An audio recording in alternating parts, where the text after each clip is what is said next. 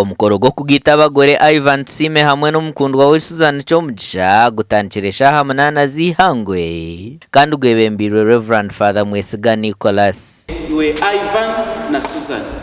Nkundiwe Ivan Tusiima kuba ibanye indagana kuba omwesigwa harinye ombusinje n'omunaku omumagara marungi n'omundwara Ichiruhanga aterine abantu batari kitanisa.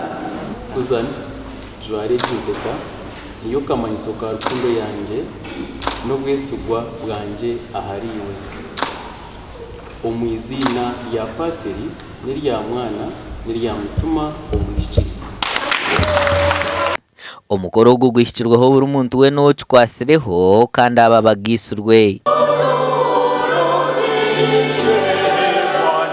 Ivan na Susan nimanya mwatandika urugendo rwanyu mu bushwere bwanyu bukwera mwahiza kutera kiragano mwatandika urugendo haza urugendo ruri kutandika timuri kumanya okururi Ogayongire yashaba abakundi no utebwa kwebuza habazire babo ebintu byayenda kushoba. Mwenu ninango yebuze iwe Ivan niwe Susan mwebuze buryo mwayebuze niki ekiraza kundetera okushemererwa omwagaramasya agundi kuza kutandika omubushwere oburikwera. Bwanyuma yekerezi y'abagenyi babo babakirira Harpam Heights muri Mbarara kandi okunho kugashura kubire ibiri mwei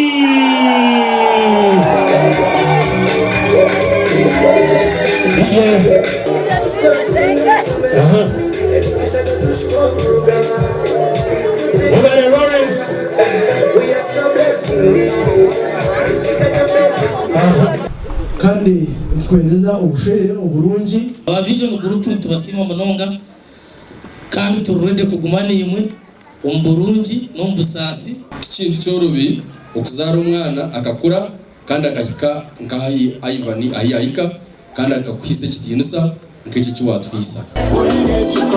Abakozesa ba Ivan Tusiima nabo bamugambireho nk'emanzi. Right now na kurebe mu minji munonga TV kandi ikindi nyonga kiragambira abantu ngo most times it's not about what you can do but most times it's about how you can work well with everybody else.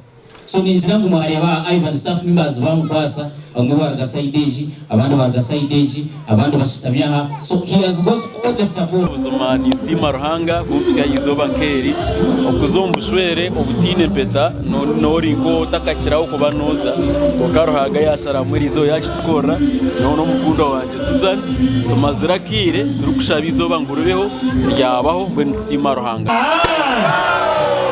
Gasha kwa Senyomo Gideon.